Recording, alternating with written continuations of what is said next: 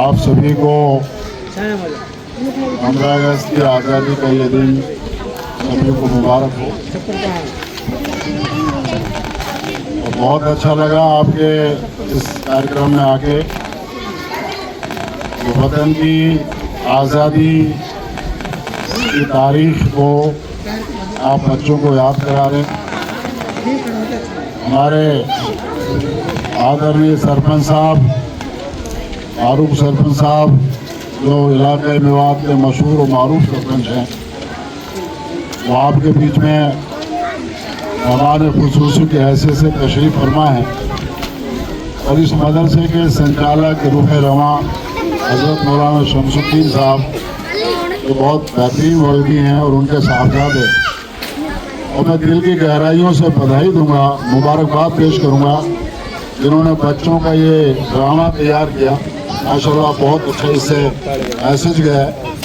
और वो पंडित जी और वो मौलवी साहब, वो जो दो बच्चे हैं, उन्होंने जो बातें की, वो बात है जिसके ऊपर इस वक्त पूरे हिंदुस्तान में चर्चा चल रही है।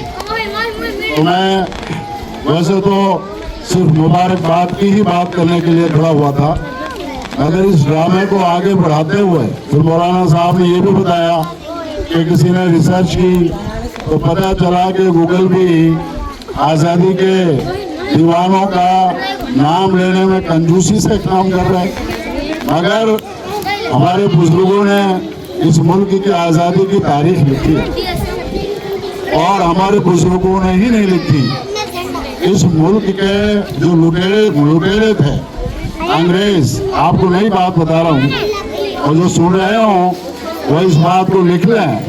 कभी लंदन हाउस में भारत की आज़ादी के अंदर जितनी भी पुलिस को वो रिपोर्ट उन्होंने की थी, अंग्रेजों ने जो डॉजर लिखे थे, उन सब में भारत के गांव-गांव का इतिहास लिखा हुआ है।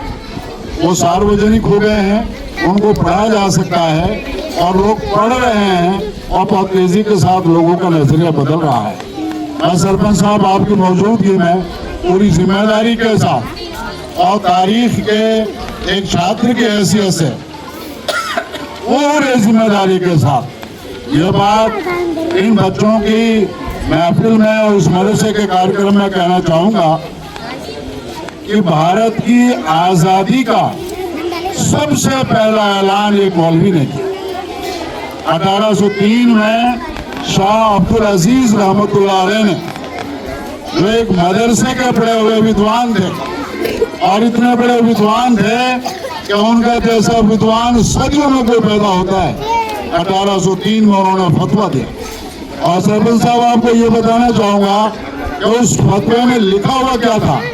वो फतवा किस बात पे दिया गया? वो फतवा इस बात पे दिया गया कि उस जमाने में अंग्रेजों के कुछ बदमाश अधिकारी कमजोर लोगों को ईसाई धर्म में बदलना चाह रहे थे, और उनमें मुसलमान नहीं थे, गैर मुसलमान थे।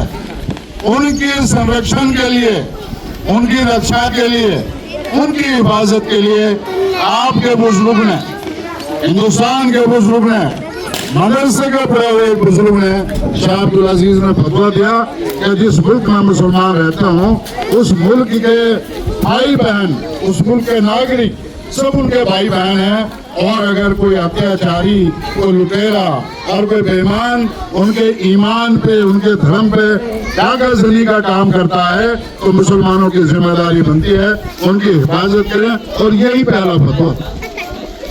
पूरा मीडिया और पूरे फिरका प्रस्त लोग, और वो लोग जिनके मूड में, मन में पता नहीं कहां से कीड़ा पैदा हो गया, वो लोग इस एक मिसाल का जवाब दे रहे हैं। ये शाह अब्दुल अजीज रहमतुल्लाह अलैह ने इस मुल्क की आज़ादी का ऐलान किया। और उससे भी पहले आप थोड़े जाए तो टीपू सुल्तान ये कौन थे? मुल्क की आज़ादी के लिए लड़े, ये भी मौलवी थे। और 1757 से असल में ये जंग शुरू हुई, और नवाब सिराजुद्दौला ने इस जंग की शुरुआत की, और नवाब सिराजुद्दौला नवाब बर्दी अली खान साहब के नवासे थे।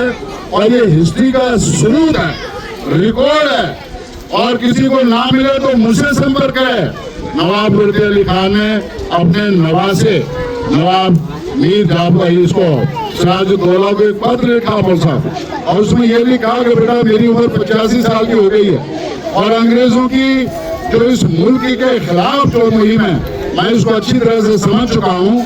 आप ये करें कि जब मेरे बाद आप तख्तनशी हूँ, उनके बेटा नहीं था, उनके नवासे ने तख्तनशीनी की, सबसे पहला काम ये करें कि अंग्रेजों को इस मुल्क से खदेड़। ये ना अभी 1757 की बात, इस मुल्क के लिए 190 साल तक आजादी की लड़ाई लड़ी और इसमें कोई दो राय नहीं, किसी के पास कोई जवाब नहीं, कोई जवाब नहीं कि मदरसों के पढ़े लिखे लोगों ने, मदरसों ने आजादी के लड़ाई में सबसे महत्वपूर्ण योगदान दिया है। तो बहरहाल इस मौके पे मैं उन तमाम शहीदों को, तमाम वीरों को, तमाम जाबाजों को सलाम मोहब्बत का नजराना पेश करता हूँ और 36 बिरादरी की इस मोहब्बत को, इस एकता को हम सब बुजुर्ग लोगों ने मिलकर, सब समाजों ने मिलकर इस मुल्क की आजादी के लिए लड़ाई लड़ी। जय हिंद, जय भारत।